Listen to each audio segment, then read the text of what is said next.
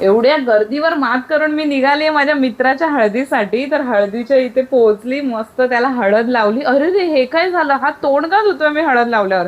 मी आधीच सांगते ह्याच्यात माझा काहीच हात नाही हा. त्यानंतर हळदीच्या नावाखाली इथे मस्त मारामारी बघितली आणि मज्जाच येत होती मारामारी बघायला, म्हणजे सॉरी हळद बघायला. आणि इथे ही बघा छोटी किती बांगड्या, अजून तिला घालायच्याच आहेत बांगड्या. आणि प्रत्येकाच्या ग्रुपमध्ये असा एक मुलगा असतोच, मला कमेंट करून नक्की सांगा, जो जवळ राहून लेट येतो आणि नंतर व्हाईट शर्ट घालून येतो आणि बोलतो मला कोणी हळद लावू नका.